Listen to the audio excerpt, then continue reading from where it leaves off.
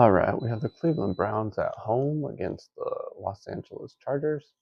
This will be the second game that Winston has started, and last week they beat the Ravens at home, so they were looking a lot better.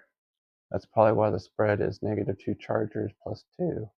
Browns are a lot better team. They won last year with Flacco, and now they've beat the Ravens with Winston. So I'm telling you, in my last few videos about the Browns, that Watson was the reason, and he just isn't the player he was in Houston, and I didn't even think he was that great in Houston. He was just good at coming back at the end of the games.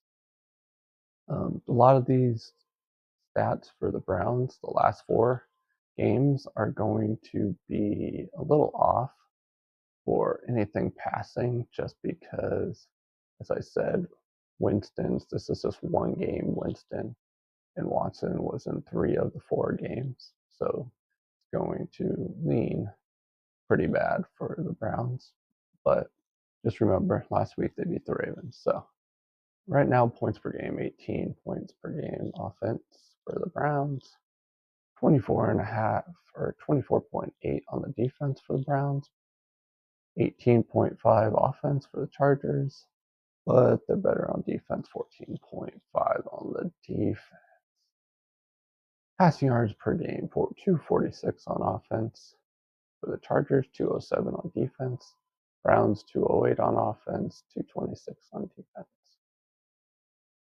Passing yards per attempt, 6.4 on offense for Browns, 7.8 for the Chargers for the offense. I've been telling them for a long time that they need to throw the ball more, but they are still running that Jim Harbaugh type style where they just run, and they're not doing great. As you can see, 3.2 rushing yards per attempt, 3.9 for the Browns offense rushing yards per attempt, but they're giving up 4.5, and the Chargers, that's where they're struggling on defense right now, giving up 5.5 yards per attempt. Points per play are even, 1.8 for both offenses, 3.0 for the Browns though, so that's not good, and only 1.7 for the Chargers. Let's go to total expected points, -7.4 for the Browns and +3 for the Chargers. That will give us a 10.5 spread, 10, yeah, 10.5, -10.5 towards the Chargers, plus 10.5, 10.5 for the Browns. But the total expected points there is, a lot of it has Watson in it and not Winston, so I'm not looking too much into these numbers.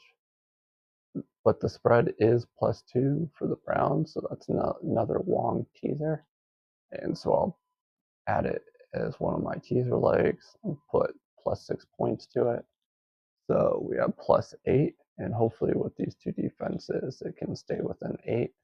So even if they lose, they're +8. It's above the 7, above the 3, above the sandwich, which is between 3 and 7. So hopefully that's good enough for the Browns to pull that teaser leg off. If we scroll over here, we have 34.2% chance for the Browns to win, which is, as I said, that's 3 games, including Watson instead of Winston, and 65.8 for the Chargers. Chargers aren't that great when they're not at home, so we also have to remember that too. But we get -4 spread for the Chargers, 21.6 points in this game, 16.3 for the Browns. So that spread is offense, defense mixed together.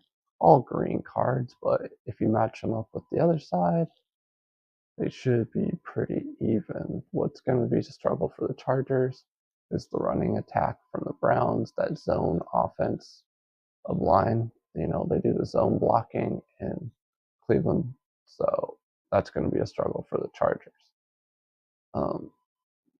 So Browns should probably try to run the ball as much as they can, but Chargers should have an easier time throwing the ball. But as I said, Jim Harbaugh usually sticks to his style and try to run, and that is not a good uh, formula to beat the Browns. Anyways, as I said, I'm doing that 6-point teaser towards the Browns. So +8, and that'll be one of my teaser legs. Well, that's all I got for this game. My name is Jordy. You've been watching Betman Sports Betting, and I'll see you in the next video.